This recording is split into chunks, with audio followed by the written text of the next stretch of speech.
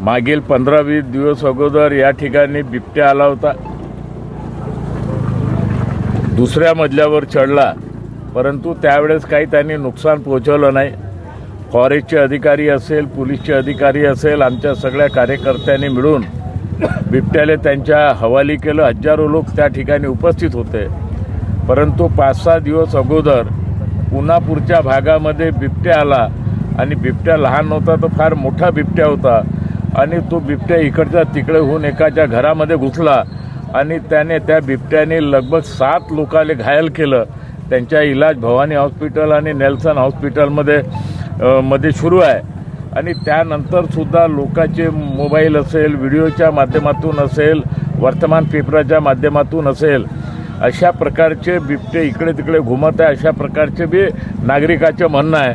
फॉरेस्टचे अधिकारी सक्रियतेनं आपली भूमिका त्या ठिकाणी निभवत आहे, परंतु नागरिकाला बी विनंती आहे का अफवा कमीत कमी फैलू नका।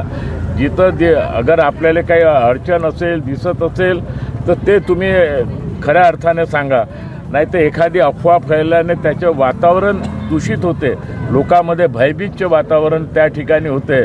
कारण बाजूला लागून सगळा ग्रामीण इलाका आहे आणि ग्रामीण इलाक्यातून या भागामध्ये तर हा शहरी इलाका आहे आणि या शहरी भागामध्ये बिबट्या येणं हे बरोबर नाही आहे। कारण बिबट्याची जागा जंगलामध्ये आहे, तरीसुद्धा या नागपूर शहराच्या अनेक भागामध्ये अशा प्रकारची वातावरण तयार होत आहे आणि म्हणून लोकांनी सुद्धा या संदर्भात मोबाईलमध्ये याच्यामध्ये व्हॉट्सअप न टाकता अगर खरं असेल तेच त्यांनी टाकावं, नाही तर लोकांमध्ये दहशतीचे वातावरण त्या ठिकाणी राहते आणि मग संबंधित अधिकारी असो, पोलीस डिपार्टमेंट असो का कोणी असो, त्यांनाही त्या माध्यमातून अडचण निर्माण होते।